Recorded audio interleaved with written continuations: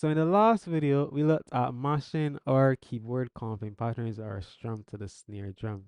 And in this week's video, we're looking at locking drum and bass.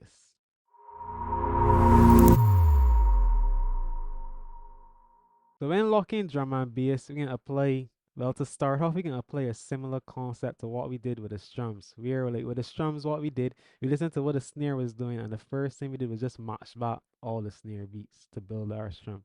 And in this video, we can go through like a couple drum groups, and what we can do is just match the bass notes to the rhythm of the kick drum. This is not how you can build all your bass lines, but this is just a good way to start locking in with a kick drum.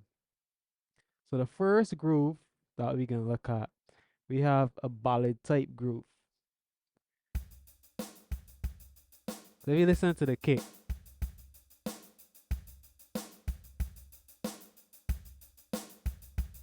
so we can just pick one note and just play that rhythm.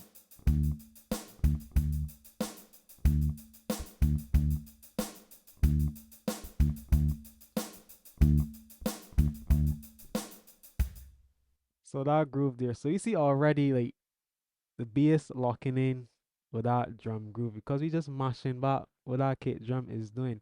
And we can take that rhythm. So let me see if we can take a chord progression. Let me see if we take a 6-4-1-5 chord progression in the key of F. So that'll be D minor, B flat major, F major, and C major. And we can only play root notes. So the root of all of those chords. And we can just play that same rhythm but just over those chords. And this is how it would sound.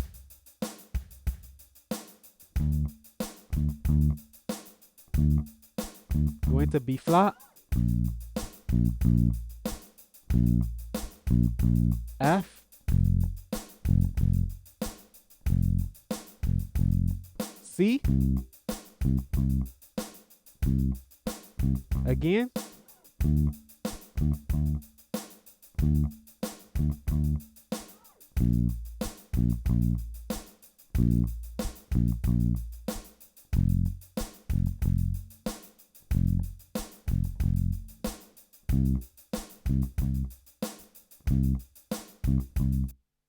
the Snowy was just playing each card like for 2 bars, but I can do an example where I essentially just play the rhythm like 1 bar per card. No.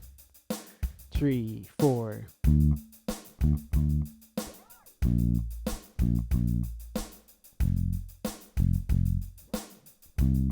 One more time.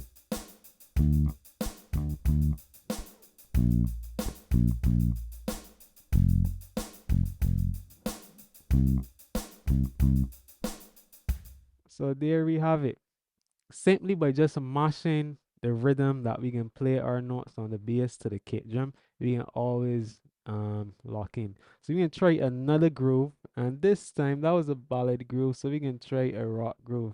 And I playing these drum grooves from the rhythm pattern section on my FA06. All these are preset drum patches that came with the keyboard. So this groove. Boom.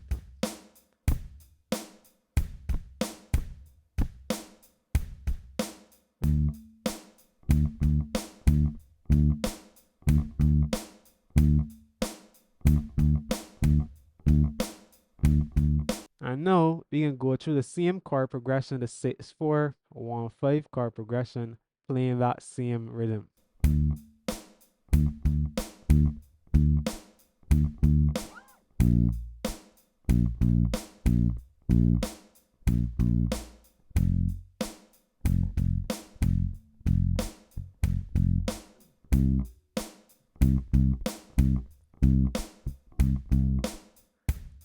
So again, the same thing that we did in the first example. All we did is just played the notes on the bass to the rhythm of the kick drum.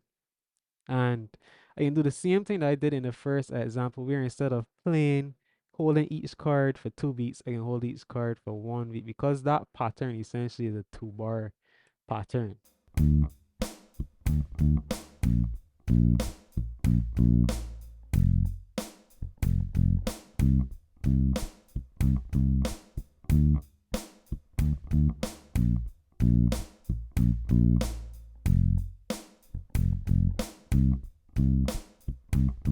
Right, so there we have it. Just matching the rhythm of the notes that we playing on the bass to that kick pattern. I can always essentially lock in. And as I said, this is not how you can build all your BSM. But this is just a good way to start getting the feel of locking in with a drummer. So now we can just look at something inside of the R&B category. All right. First step is to listen. Then you can just start on one note.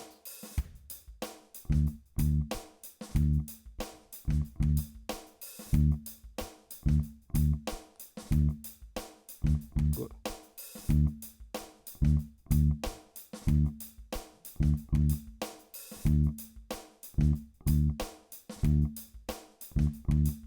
And then from there, we can go through the chord progression utilizing that same rhythm.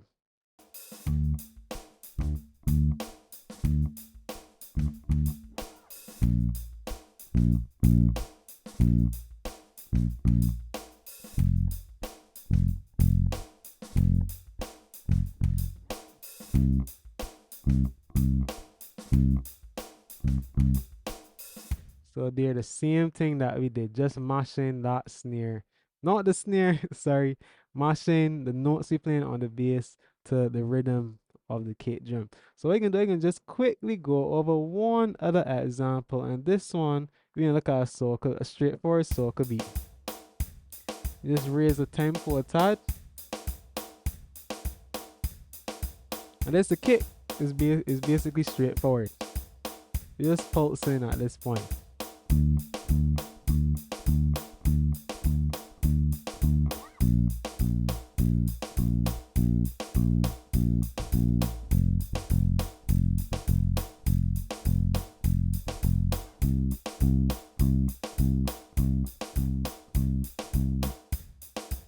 So as I said, that's a good way to get started, but not the only way because it's not every bass line that you could play just simply mashing back to the kick drum, especially inside a reggae. This is a concept that I wouldn't really implement as much in terms of reggae, especially if you're playing like a one drop groove. But it's a good way to just start getting the feel of locking in with a drummer. Because then even sometimes you don't even have to just play a root note. I think just give you a quick example where you can just add in the fifth of each chord.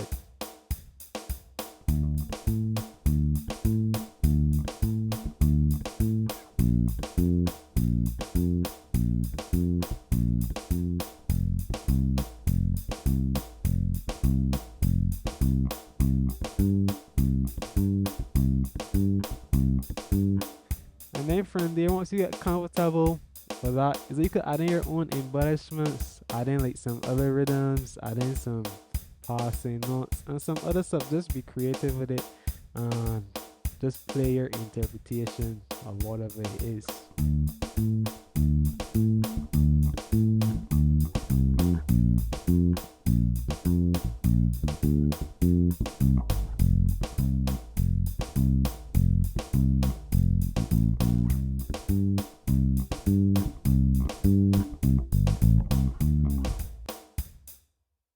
As I said, this is just a good starting point that you could just get the hang of locking in with a drummer. The easiest way is just to start off by listening to the kick and just taking that rhythm from the kick and applying it to the notes that you want to play on the bass. And you could start with just root notes.